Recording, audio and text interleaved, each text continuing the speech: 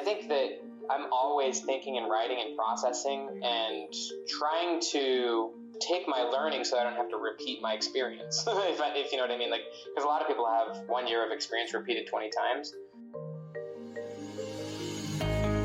Hey there, high performers. This is Dr. Josh Funk. In this podcast, I will be interviewing people from the sports and business world who have experienced hardship and come out on top. Through their challenges, strategies, and mindset, I hope that it will give you the tools you need to perform for life. So hey everybody, I am very, very excited to bring to you somebody who is a high performer in every sense of the word. He is somebody who now is translating a lot of the amazing things that he has learned through his journey into his second book. The best-selling author of Willpower Doesn't Work, somebody who has been the #1 blog writer on Medium.com. He's been featured on Forbes, Inc., and Psychology Today. Dr. Benjamin Hardy. Welcome, Ben. Happy to be with you, man. So, Ben, you have made a tremendous progress yourself as a writer, as somebody who is contributing thought leadership in the world of psychology. But I imagine that wasn't something that happened overnight. What do you think has been a key to you continually being able to grow and putting yourself in a position where you're now able to share your expertise in the area of psychology?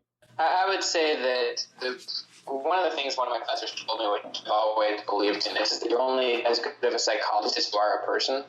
I'm not saying I'm a good person, but like that's like a concept for me. That like I could have theoretical understanding, but to me that doesn't translate to high quality communication.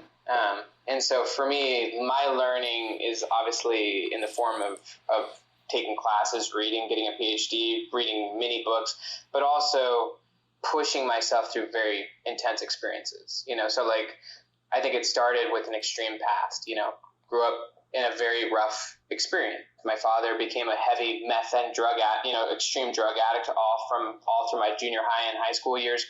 And I look back on that now with actually a lot of gratitude. I've done a lot of work reframing the past. I wouldn't be able to handle a lot of the complexities and challenges I do now if I hadn't have gone through a lot of really difficult things. But I mean, to speak more directly to your question, let's just say that I've probably filled over 100 journals with, I'm talking, even this morning I journaled about 8 pages. And I actually recently went back and read some of my journals. But I think that I'm always thinking and writing and processing and trying to take my learning so I don't have to repeat my experience, if you know what I mean. Like, because a lot of people have 1 year of experience repeated 20 times. So I think for me, a lot of it's just learning. More recently, like with Personality Isn't Permanent, like on all levels, I keep hiring and like seeking mentorship. I'm never just doing this by myself. For Willpower Doesn't Work, I got a great deal of mentorship. But I look back on Willpower Doesn't Work, which was years ago, and I definitely I wouldn't write that book today. Let's just say that. Not that I disagree with it philosophically, but as far as how it was written and things like that, I wouldn't write it. And with Personality Isn't Permanent, I had way higher goals, and I got a lot better mentoring. And the book took a lot longer. And so, like, I think you have to go through a deep, hard process. I mean, they call it deliberate practice. It was a high bar, and it was a painful process writing that book. I'll just say it was hell, writing Personality Isn't Permanent for a year and a half. And I needed a lot of emotional and technical support to get to the level I wanted to. And I continue to get support and mentoring along the way. I think a lot of it has to do with setting bigger goals and getting better support. One of the things that I've heard you talk about, whether or not it's through your writings or through some of the videos that are out there, even like your TED Talk, it's about putting yourself in a position where you are imagining a better version of yourself rather than focusing on remembering maybe who you were or who you are currently. What do you do to help people kind of reframe identity? You're in a situation where you have put yourself of the mindset that you are going to continue to grow. You're going to continue to seek out people that benefit you. You are working towards a better future. But oftentimes people get so wrapped up in this identity that is either their current self or I am who I am because of what happened to me. What did you do to help redirect some of those narratives in your life? And what are your recommendations to others? Yeah, I think this is huge. I think first off, it all really does start with identity. Identity is the first place to begin. In my opinion, your future self is the place to start, not your former self, usually by having a goal. I mean, I've recently gone back through Man's Search for Meaning by Viktor Frankl, and he talked about the essential key to having a future goal. The people in the the German Holocaust and concentration camps, those people died when they stopped having a goal for the future. You have to have a purpose and hope to have meaning in the present. And so I think for me, it starts with having a goal, even just some goal. For me, a lot of it was the goal to go on a church mission, because I grew up in a rough situation and I just had that goal. And so I think having a goal is a good place to start, and then starting to direct your identity in that direction. I like the quote from Dan Sullivan. He says, all progress starts by telling the truth. So telling people about what you want to accomplish, but I also think opening up and being incredibly honest about where you're at and about what you've struggled with. Like, I think that is a huge, easy way to reframe your identity. Like in Man's Search for Meaning, Frankl talks about how emotions cease to be suffering when you've given them form. Often I do that through journaling or talking about it. Mr. Rogers said something very similar, which is really helpful. He says, anything that is human is mentionable, and anything that is mentionable is manageable. So I think, yes, when people are stuck, they're stuck, but the reason they're stuck is because they're not just letting it all out and letting it go. And I think a great place to start is by opening up about your goals, and then ultimately telling people about your goals, and then investing in your goals. I mean, I think that there become steps into getting yourself heavily committed to your future identity. But I think it's important for me to realize, and I think for anyone listening, you're not the same person you were in the past. Your future self is going to be different than who you are today. And so as a result, you don't have to cling so tightly to who you think you are. Like at this point now, I'm incredibly flexible with my identity. I know that how I see myself today is completely biased. It's completely subjective. It's not fact. And so I'm not going to be so intense about how I define myself. I would never say like I'm an introvert or an extrovert. I would never say anything so definitive about myself. I would rather start focusing on the person I want to become. And I think that you can really build your identity towards the future and start working towards being that person, which keeps you in the position of the student your whole life. And so I think focusing on the future self is really crucial. When you are talking about things like this sliding scale of introvertedness and extrovertedness, it sounds like certain things that you've spoken about, much like personality. And I know one of the big things that you talk about in your book, Personality Isn't Permanent, is how certain personality tests, let's say Myers-Briggs, aren't necessarily in people's best interests. They aren't grounded in a lot of science, and they might actually put people in a position where they're not functioning on this sliding scale of personality, recognizing that certain environments or certain people are going to bring out different aspects of our personality. So what do you tell people who maybe feel like they have certain emotional responses that have been conditioned, that maybe are struggling to have some kind of variety when it comes to expressing their personality? Yeah, I mean, I think that we all have emotional responses to situations. I think the key is getting better at interpreting and deciding what to do with that emotional response. You can actually get to the point where you train the response. So just as an example, when I was 16 years old, I was in an extreme car accident. I was the driver. There was a construction error. My mother got thrown from the car because she was sleeping in the back seat and she almost died. For several years after that, I was so finicky in cars. I mean, like literally the smallest turn, I'd be like, ah! And I think that that's kind of a more obvious one because people in the car would be like, dude, calm down. Yeah. But I had to train that response out of myself by first being aware of it, and when it happened, catching myself and saying, okay, guys, I'm going to stop this. And so you can train your initial response, but I think a key concept here is to not judge your initial response. The key is what you do with that response. Yes, responses can be trained, but also responses can be reframed. So if someone cuts you off on the road, you're going to have a response. If someone punches you in the face, you're going to have a response. I think the key here is choosing what to do about it. And I think with high performance as the conversation, the people who are the highest performers choose to let go of their initial response as fast as possible. Whether it was good or bad, you don't hold on to the initial response. You choose the future. You immediately go towards your goal. Focus on the goal. Who cares about the response? That's actually called psychological flexibility. You hold your emotions and your responses loosely. You don't attach them. And you don't feel shameful about them. You don't give them a lot of emotional thought. I love Kobe Bryant. Kobe Bryant was I'm obviously Michael Jordan, but I'm a big basketball fan. And the reason I like Kobe so much is because Kobe talked about how he had a short memory. He would miss a ton of shots, but he'd keep shooting because he just didn't care. He didn't give too much weight to his response. He didn't give too much weight to how he felt. He just kept focusing on his goal. And I think that that's kind of the key. And they call it a refractory period in psychology. It's the amount of time it takes to emotionally recover from an experience. But I just think getting to the point where you care less about the response and you care more about what you do as soon as possible afterward. And I think even being honest, if you have a bad response and you're around other people, just apologize and tell them, look, I'm trying to work on this. I'm trying to be this person. I'm trying to move forward. So be patient with me as I'm doing this, but this is something I'm working on. I think being nimble and also empathetic and patient with yourself. But just as soon as you can, just keep moving towards the goal rather than getting caught up in it. When you talk about, situational flexibility, emotional flexibility, being in a situation where you are flexible, I think involves a little bit of self-awareness. So for people who maybe are struggling to really recognize that some of their patterns or habits aren't aligning with their goals, do you have any recommendations on how best to maybe take account for what happened in a given day or what happened in a given situation, maybe through something like journaling, in order to provide a little bit more self-reflection for that individual?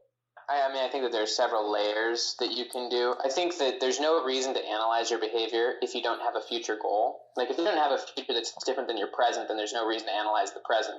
But if you have a future goal and a future self, then it forces you to observe very critically your present, because your present and your future are two different people. So I think once you've clarified your future self and these areas of your life that you want to change, and we all have them, no matter where you get to in your life, if you have a future self, which I think you need to in order to have a decent present, I think continuing to clarify it through daily journaling. Daily journaling helps you. It's a drafting process. You never end the drafting process of who you're striving to be. And I think that allows you to live more intentionally and maybe even more courageously on a daily basis, rather than being on the autopilot of the subconscious loops, which, we all have a subconscious. We're all at a certain level, and we all have an environment that supports our current level. And so it's easy to just be where you're at. And I think when you have a future self, it requires that you act above your current circumstances.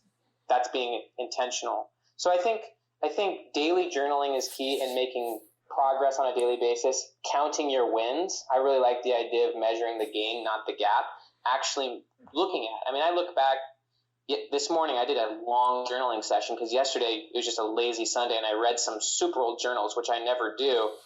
I read some journals from back in 2012 when I first met my wife, and I was shocked. It's so fun to read where my mindset was. It's so fun to see how different I really am, even from then. But I think measuring the gains, even just on a daily basis, reflecting on the wins is big. But I also think, again, open communication, continually telling people about your goals so that your environment can be better at holding you accountable. Whether that's a direct accountability partner or whether that's just being honest about the people around you and telling them, look, I'm really working on this, so that they can catch you as well. It's a lot better. It's often easier to have someone else point out where you're lacking your own awareness. Sometimes we lack awareness, and it's good for someone else to say, dude, look, just letting you know, you've said you've been wanting to do this, but I see you doing this still. I think it's good to train your environment to support your future self as well. Obviously, tracking is a great tool. If you're saying you're a professional writer, as an example, but at the end of the week you didn't write any blog posts, which I sometimes catch myself doing, I'm like, look, I got to be honest, I didn't do anything this week that was according to what I told myself I would do. So I think tracking, journaling, having a supportive environment, that stuff's all key. Yeah, you brought up journaling numerous times. When it comes to journaling, what are some practices that you feel like are most important, or where do you recommend people start, especially in a situation where, speaking personally, I've tried Best Self Journal. I've done the 5-minute journal before. I'm a huge like Ryan Holiday Daily Stoic fan. So I'll kind of pair like that morning reading with my journaling, but it's always a constant battle for people who hear the word journaling and think maybe it's a little bit more time intensive. What are your recommendations for them? I'll first say that it's really worth the time intensity. Like, it's probably one of the most important things a person can do. Like, if there's a reason why people tell you should journal, it is one of the most self-clarifying, self-creative acts you can do. It's literally giving yourself the space to think. Like, if you don't have time to give yourself space to think, then you're probably going to keep repeating your experience. You're probably not going to make as much progress as you want. So I would say, if you don't have time to think, and if you don't have time to clarify your identity and your past, and if you don't have time to think about these things on a regular basis, you're going to miss an enormous amount of self-clarity and self-creation. So I would say there's nothing more important to you than your own self. And journaling is one of the most important ways to get in touch with yourself and to create yourself. So if you don't have time for that, then your future is going to be limited. But there are ways to do it better. I've never ascribed to any structured format. Like, okay. I would not be good doing the bullet journal or the 5-minute journal. I don't like those constraints. I very much have always just had sloppy notebooks, and I just open up by writing about. Usually, like anything, motivation just starts. It requires starting. Once you start, usually you get a little bit of momentum. It's like once you start writing a blog post, the hardest part is starting. Once you've written a sentence or two, you can probably keep going. There's a good quote about that from Jerome Bruner. He's a Harvard psychologist. He said, you're more likely to act your way into feeling than feeling yourself into action. Act your way into feeling. So I think the hardest part is really just opening up the journal and starting. I think you can create a habit out of it. Like, I've created multiple habits around journaling, habit stacking, if you want to call it that. I just start my day that way. I just park my car in a certain spot outside of this house, and outside my office, and I just journal. That's now kind of become my ritual. But I would say don't give it too much weight in the beginning. And honestly, like, sometimes my journals are just a list of bullets. Like, there's no right or wrong way to do it, but I think that it's super helpful just to give yourself the space, even if it's just to think, what do I want to do today? Literally just write down a list of the 5 things you want to do today. That's journaling. That counts. If you want to go further than that, you can. There's a lot of prompts. There's a lot of things you could do. You could write about who you want to be in the future. In Personality Isn't Permanent, I try to provide prompts. I give about 150 journal prompts just as starters. But there's no right or wrong way to do it. I think just starting and just getting, it's like any skill. It's not fun to work out in the beginning, but you get to the point where you get good at it. It's a skill worth developing. Yeah, and when it comes to journaling and recognizing things that you're seeing on paper, I think that's just something, like you mentioned earlier. I mean, you just get a chance to sit down, reflect.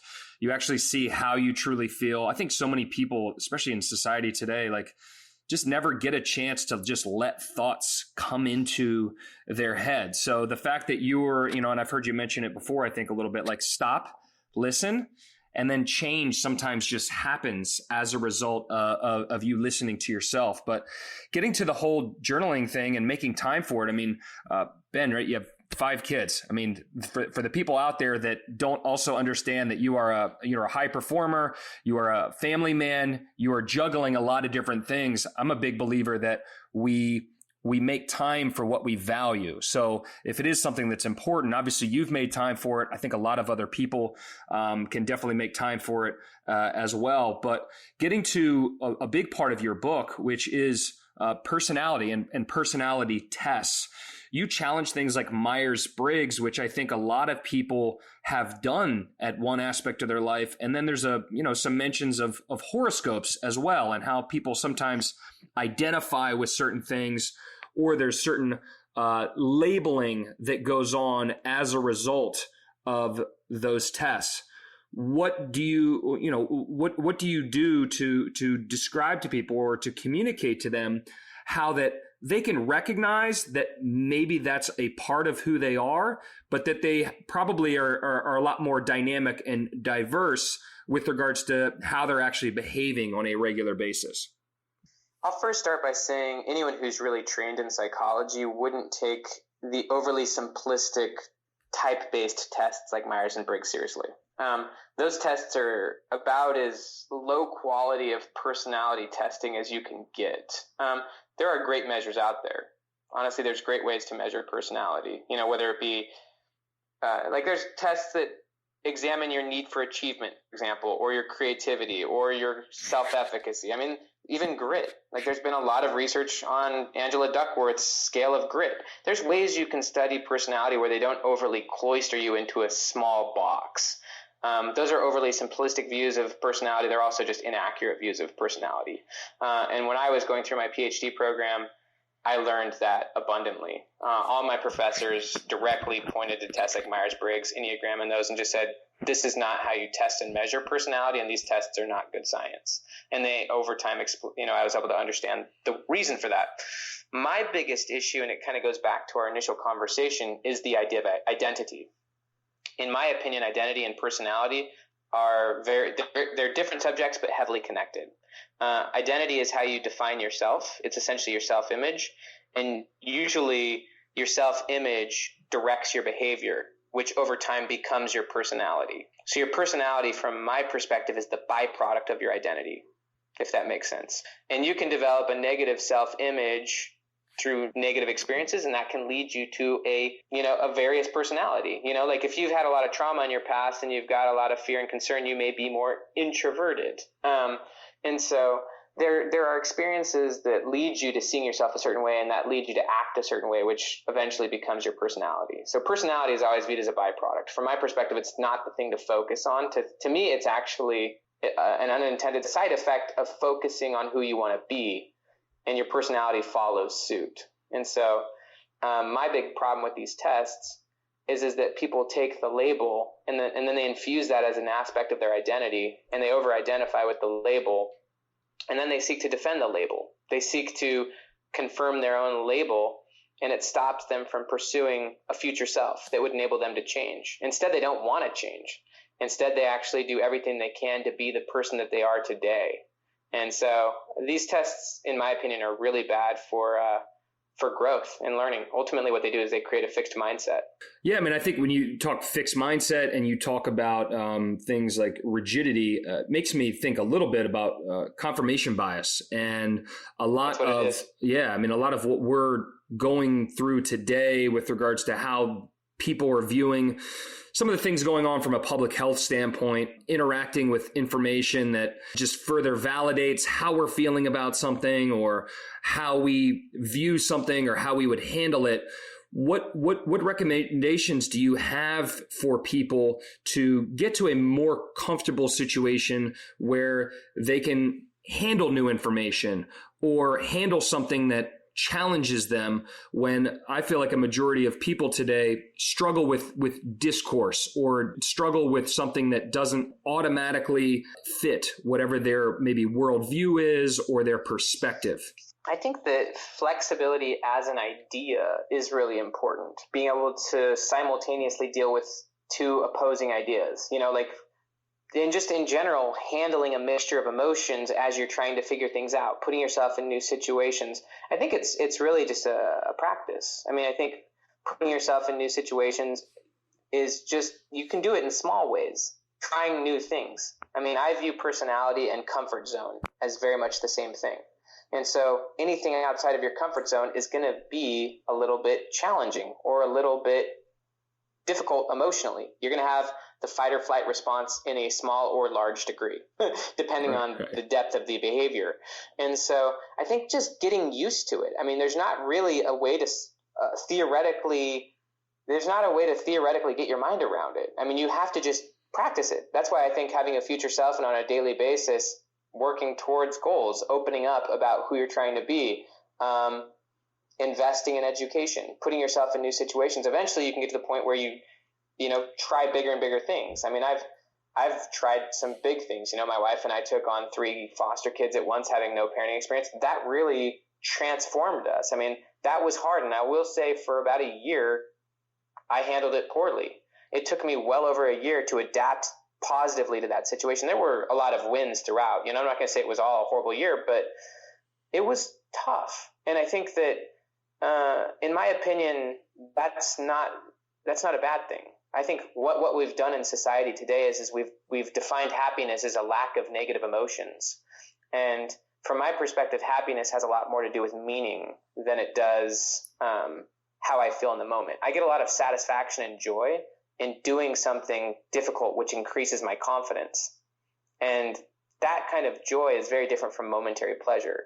But in order to actually have meaning in that, you do have to have a purpose to aspire towards. There's no reason to put yourself through difficult challenges or learning if you don't have a purpose for doing so. So I think you always have to have a purpose that's drawing you, and then use that as an opportunity for change. And I think having emotional support around you to open up about the challenges. I think it's okay if you fail along the way, and you just got to do it. There's no way to theorize about it. You just have to practice putting yourself in new situations, practice failing. For me, a lot of that had to do with just putting out crappy blog posts, reaching out to mentors, going to therapy and telling the therapist, back when I was in college, that I was having a hard time emotionally connecting with girls I was trying to date.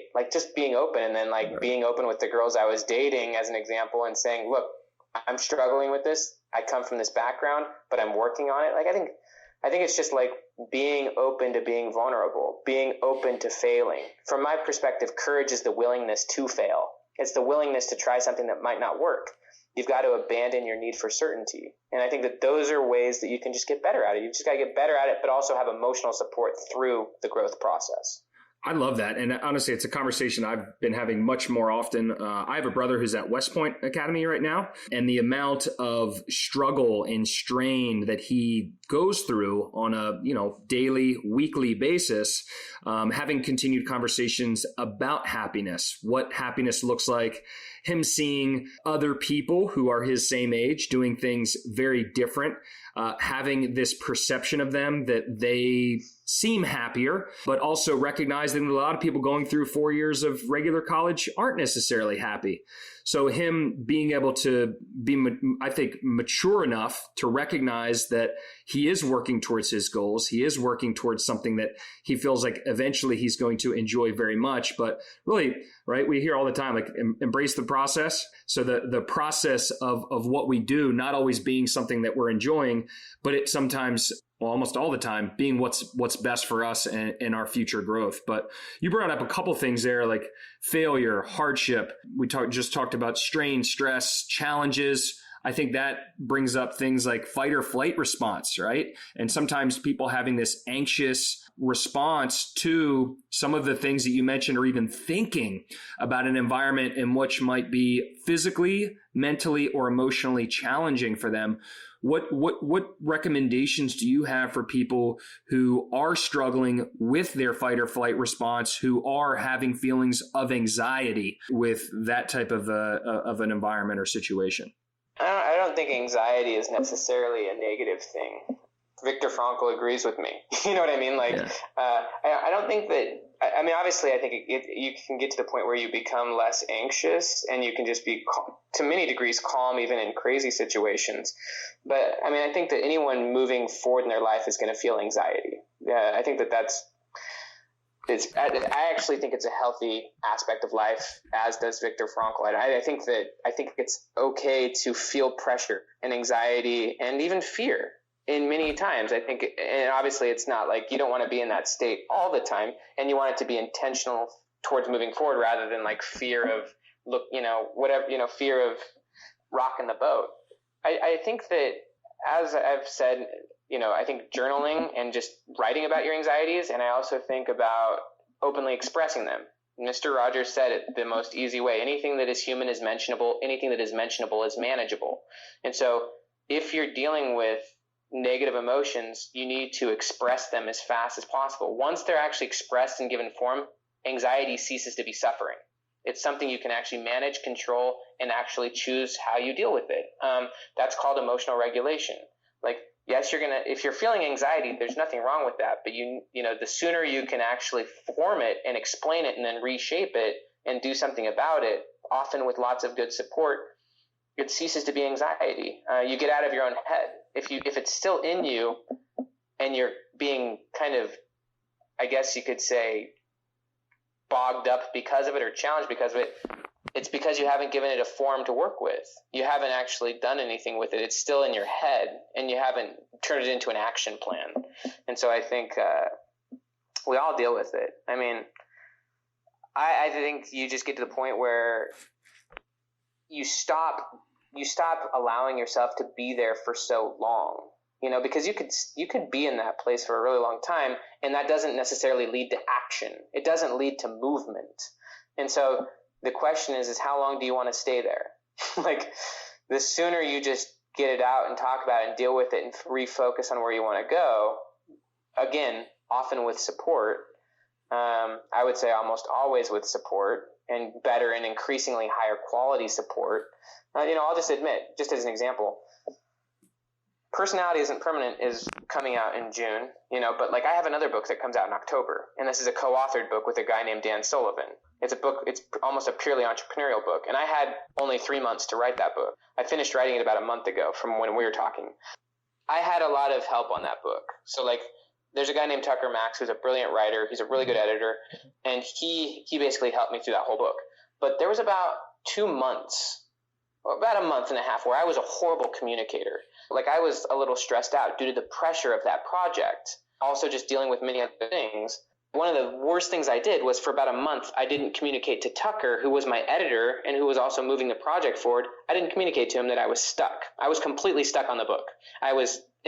Because I was stuck, it became completely complicated in my mind. I couldn't think of how to structure it. I couldn't think of how to do it. And I was making zero progress. And I would go home I actually got really sick. I got really sick for about 10 days because I was so overwhelmed, but it rippled to all the other areas of my life. And then eventually I told Tucker, I said, dude, Tucker, I'm completely stuck on this book, and I've been stuck on it for about a month. He's like, dude, why didn't you tell me earlier? We could have fixed this so fast. And so like at that point moving forward, I just completely communicated with him on a daily basis about how I was doing. And as a result, I never got in my own way again. Like, yes, I still got stuck, but immediately I'd get outside feedback, and immediately I could get moving forward. And the progress exploded, and I was able to build confidence. And so I just think holding in your emotions just complicates things for yourself and for everyone else in your world. And one last thought I'll just share is this. Usually when people think of like therapy or counseling, it's viewed as you're getting stuff out. And I think getting stuff out is good, but just as important is getting hard truth pushed to your face. Like, sometimes you have to just hear stuff that you don't really want to hear. And in my case, that was Tucker. A lot of times he would just tell me flat aspects of myself that needed to be changed. And I think if you're someone who wants to make progress, you need to be open to sometimes really hard feedback, sometimes hard truths. And I think it's about expressing yourself, but sometimes it's about someone just honestly expressing themselves to you and you having the openness to say, you're right. Yeah, I mean, I agree with that. I mean, I think oftentimes I find myself seeking out people that either give me the right feedback or they ask the right questions. Sometimes people that ask very, very good questions are the best people. They're not going to maybe tell you exactly what to feel or exactly what to do, but they're going to guide you in the direction of what you feel or what you think about the subject, potentially before even throwing their opinion in or their 2 cents. And that's just very interesting. Your relationship with Tucker Max. I mean, come on, we all know where he started with his writing, a very abrasive or controversial topic of interest for some people, but certainly not the masses. What do you think has allowed somebody like that to make such a significant transition from writing about what he's been able to write about to writing about what he's writing about now and working on the projects that he's working on now? I mean, I think that's a 180 for a lot of people, especially in the space that he's in. I'll love to share with you that. I mean, I actually write about him in chapter 1 of Personality Isn't Permanent because I think his story is so interesting. For anyone who doesn't know, Tucker Max wrote crazy books like I Hope They Serve Beer in Hell. And he wrote just many books about like his college and he like basically through his 20s and early 30s, like, I don't know an easy way to explain it, but he was just like a drunk. I mean, how you would view like a frat boy on steroids, right? Just like drunk, partying, totally like degrading to people. Over the years, he has had a flip. One of the things that I think is interesting about his story is that his former life is so public. He was very famous. They even made a movie about his life, like a major motion picture. And I think one of the challenges with putting creative work out there or even putting your words out there is that you feel like those things can like hold you to a certain identity because they're like they're written in stone essentially. And I think what's cool about Tucker's story is he proves that that's not true. Actually, and I'll get to Tucker in a second, but I was afraid to start writing in the first place because I was worried that my words, I would say something wrong. That stopped me from writing for years. And now I just realize it doesn't even matter. I realize, like, I read some old blog posts and I'm like, wow, I can't believe I said that. And I know that my future self will say the same things that I'm the same things that I'm writing about today. So I think that that's a really great place to be, is that you can let go of your former self. As far as Tucker is concerned, he did so much of the deep work. He had to, ultimately one thing that helped him is it started with a big failure. The movie about his life was a huge flop. It was one of the biggest failures that year. And the pain of that failure forced him to realize that he'd been running from a lot of things his whole life. He'd been chasing success, chasing images, chasing women, chasing anything and everything except for the truth. And so I think that the failure was enough of a shocking experience that it forced him to grapple with the reality. And it ultimately led him to therapy. And then he ended up making public statements online. He got interviewed by Forbes and he made a very public statement that he was putting his former life behind him. I think that that's really powerful to make public. It doesn't have to be like on a big forum, but I think publicly telling the people in your life that you're no longer going to be the person you've been in the past, and continuing to make your new narrative your future self. And I think he's just done a good job over the future of surrounding himself with really good people and setting new goals and being open and honest about his flaws. And so I think that he's just someone who's just actively seeking his own emotional development. And he's becoming really very powerful emotionally as a person. I mean, most of the coaching he gave me was emotional. And obviously he's a much better writer than I am, but he gets a lot of coaching and a lot of help himself. Yeah, I mean, it's just kind of crazy to see things like that. And then also see people who can change and not maybe revert back because of external pressures or external feedback. I think of like somebody like that who automatically might get canceled, right? We have this conversation about cancel culture nowadays. He's trying to be his best self. He's trying to be his new identity, right? But people continually bringing up his past. I think of like Kevin Hart's thing recently, and that's more on maybe more of a micro scale, but he had some comments a couple years ago that were negative towards a certain aspect of the population. And maybe Kevin Hart taking that feedback, being in a situation where it did kind of put a dimmer or a damper in terms of his ability to go out and continue to do what he loves or how he wants to do his version of comedy right now. What are your thoughts on, or really just recommendations for people that are continually having, past demons pop up, not being able to get past maybe people, experiences, situations that continually kind of like, it's like the little devil on your shoulder that it kind of keeps reminding you. And sometimes I think those reminders and really holding on to them prevent people from moving forward. Yeah, I think Tucker does so great. I mean, just as a freaking honest and blunt example, we were writing this book. It's called Who Not How with Dan Sullivan. For people who don't know who Dan Sullivan, he's the owner of a company called Strategic Coach, which is considered by many people to be the top coaching program in the world for entrepreneurs. So like I had developed a great relationship with Dan, and I wanted to write the book with Dan, but it came to a point where I got stuck and I needed someone's help, and Tucker had worked on Personalities and Permanent with me. So I brought him in and he helped us get the book deal for Who Not How and helped us move it along. And he became a big part of the project. Well, the thing about Strategic Coach is that there's like 130 employees and almost all of them are women. Like Babs, who is Dan's wife, is the one who really builds the company. Dan is like the visionary and the idea guy, but his wife is the one who builds the company. There's some men there, but it's mostly women. And let's just say they had a big problem with Tucker Max being involved in Dan's projects. Like there was a lot of extreme voices and people saying that they would quit if Dan did this, right? Like because Tucker has a huge reputation. I mean, he has a huge past. And so, like, it was interesting watching him deal with that, Like, I think I actually had to share my book with them to realize that Tucker's not the same human being. I think that Tucker handles it really well because people obviously bring it up all the time. What I watch him do is he just openly acknowledges that he's not the same guy he used to be, and, that he does agree that what he did was wrong, but at the same time, he has empathy towards his former self. Like, he can't go and change what he did. He can only change how he feels about it and what he does about it. And he looks at his former self with compassion. His former self was a hurt individual who was looking for meaning in all the wrong places, So he's not judgmental towards his former self. And I don't think it's good for anyone to be. I mean, even in the book, I talk about people who are like in prison, who like literally almost killed people. Like at some point, you've got to forgive your former self. But I think when you're really moving forward in your life, the ego aspect of it goes away. It can be painful, I guess, for people to keep bringing up the past because sometimes that happens in relationships. But I think if you know that you're not that person anymore, and if you have empathy towards your former self, you can also have empathy towards other people because they're having that perspective of you is common. Like it would be actually very difficult for someone to not see you in light of your past. And I think you can have empathy towards them as well. And you can just explain to them, look, I can see why you would see me that way. I'm not that person anymore. I might have to prove that to you. You may never realize that I'm not that same person anymore. And that's kind of on you, but like, I'm going to keep moving forward. And I see Tucker just forging forward and people realizing that, holy cow, he actually is a totally different person and he's moving forward. And people can either choose to stay stuck in their own version of Tucker's past, or they can develop a relationship with him. And I think that for the strategic coach people, they had to come to the conclusion that they had to let go of Tucker's past. Like, he had already done that. He was moving forward. But in order for them to move forward with that collaboration, which would be good for their future, they also had to let go of Tucker's past. And for a lot of them, that was very difficult.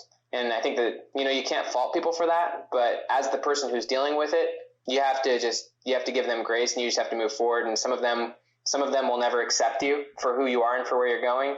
And you can't really control that. But you can have grace. You can give people grace, and also you can understand why maybe some people have been offended by what you've done in the past. All you can do is be a gentleman or the like as a woman, but you can I think you just have to be kind and move forward, and be respectful that some people are going to feel that way. I think that's a very powerful thing for us to end on. With that being said, I really appreciate your time, and I want people to continue to be able to connect with you. I know you have a website. What are the social media platforms also that people could reach out to you on? I think mostly my website is where I would point people. I mean, I have social media, Medium, LinkedIn, etc. But I think if you want to contact me via the website, obviously you could email. And all my blog posts are there. Lots of free resources for anyone who buys Personalities and Permanent, multiple free courses. And so, just benjaminhardy.com is where I would point people. Awesome. Thanks for your time today, Ben. And for everybody who is listening, June 16th is the release date of his book. You can pre-order it now on most major platforms. So thanks, totally. Man. Appreciate it. Yeah, man. Amazing to be with you, Josh. Thank you for listening to the High Performers Podcast. We want to encourage you to join the conversation, access the show notes, and catch our latest episodes on the website. Please head to highperformerspodcast.com. And if you enjoyed the podcast, we'd love for you to subscribe, rate, and give us a review on Apple Podcast. Until next time, thanks again for listening.